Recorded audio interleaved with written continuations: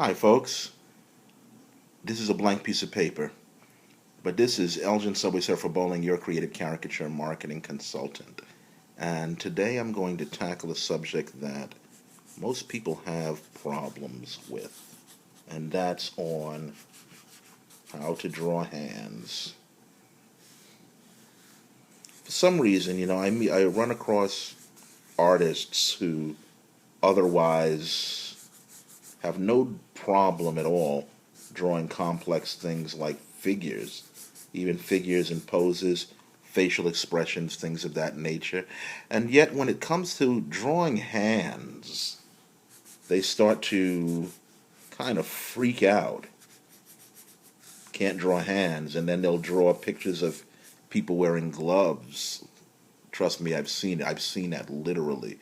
Or their hands behind their backs, or their hands hidden, or little blobs look like the Powerpuff Girls, if you remember that cartoon from the late '90s. At any rate, what I try to get across to artists who struggle with hands is a simple lesson, that we all learned as beginning artists. Everything, folks, and I mean everything that you will ever want to draw or is composed of these simple shapes: circle, square, rectangle, cylinder, oval. Of course, there are the triangles and the other shapes as well, but anything can be broken down into these basic shapes.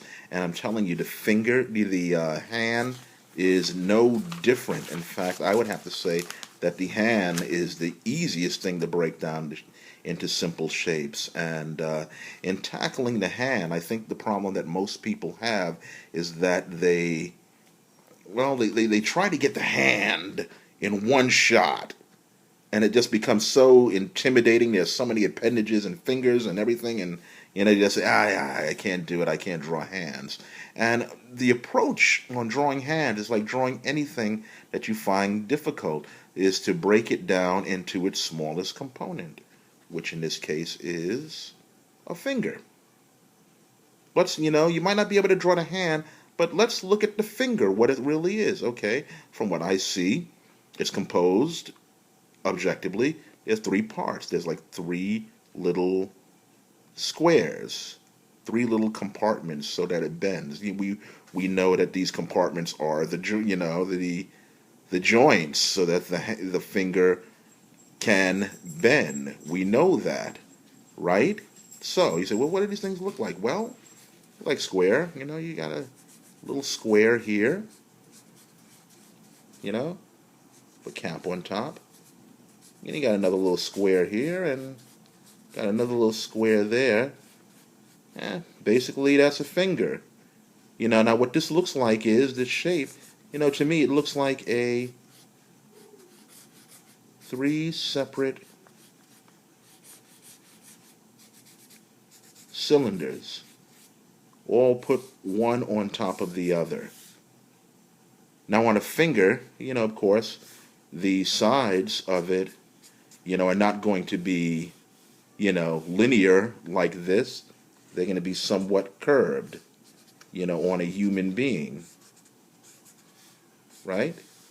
But this is like really just the basic, at least, of the underside of a finger, okay? And the length and the size, the width is going to vary depending, on the human being that you're drawing. So, when I first started learning how to draw hands, I mean, that's basically what I started with. I would just sketch these three lines, connect them. Okay, that's the side of the finger. I would do that. I would draw the finger in, various kind of positions, best I could. A little sloppy there, you know. But that's what I would do. Just kind of break down the basic shape of the item, and then later on go over what I did, trace over it rather, with, there you go, lost that for a minute. Trace over it, a bit